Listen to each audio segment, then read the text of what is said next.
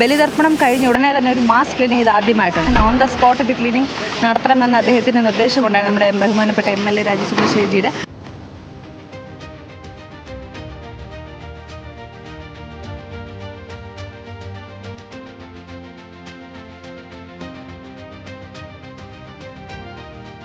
ഇതാദ്യമായിട്ടാണ് തിരുവനന്തപുരം നഗരസഭയുടെ നേതൃത്വത്തിലും അതുപോലെ ബഹുമാനപ്പെട്ട MLA ശ്രീ രാജീവ് ചന്ദ്രശേഖരജിയുടെ നേതൃത്വത്തിലും ബലിതർപ്പണം കഴിഞ്ഞ ഉടനെ തന്നെ ഒരു മാസ് ക്ലീനിങ് ഇത് ആദ്യമായിട്ടാണ്. ഇതിനു മുമ്പും ക്ലീനിങ് നടത്തി, പക്ഷേ പിറ്റേ ദിവസമൊക്കെ ആയിരിക്കും കൗൺസിലേഴ്സും ഒക്കെ തന്നെ ഉണ്ട്, അല്ലെങ്കിൽ കുറേ സമയം താമസിച്ചായിരിക്കും. പക്ഷേ ഇത് കഴിഞ്ഞ ഓൺ ദ സ്പോട്ട് ഇത് ക്ലീനിങ് നടത്തണമെന്ന് അദ്ദേഹത്തിന് നിർദ്ദേശമുണ്ടായി നമ്മുടെ ബഹുമാനപ്പെട്ട MLA രാജീവ് ചന്ദ്രശേഖരജിയുടെ.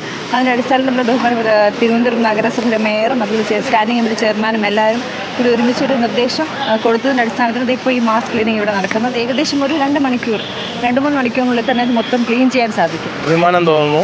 തിരുവനന്തപുരം നഗരസഭ ഈ രീതിയിൽ ആദ്യമായിട്ട് തിരുവല്ലത്ത് പരശുരാമ സ്വാമി സന്നിധിയിൽ ഈ കർക്കിടക വാവുബലി കഴിഞ്ഞ അന്ന് തന്നെ ഈ ആറ്റുകാൽ ക്ഷേത്രത്തിൽ പൊങ്കാല കഴിഞ്ഞ് ക്ലീൻ ചെയ്യുന്ന അതേ രീതി ഇവിടെയും തുടരുന്നതിൽ നമ്മുടെ ബഹുമാനപ്പെട്ട MLA പറയും പോലെ ഒരു മാറ്റം വരണം എന്നുള്ള ഒരു രീതി തുടരുന്ന തിരുവനന്തപുരം നഗരസഭയ്ക്കും നമ്മൾ അഭിമാനിക്കാം. തിരുവനന്തപുരം നഗരസഭയുടെ പരിസരം നല്ല രീതിയിലായിട്ട് പോകാനുള്ള ഒരു ഉദ്ദേശവും പിന്നെ ഞങ്ങൾക്കൊരു എക്സ്പീരിയൻസും കൂടെയാണ്.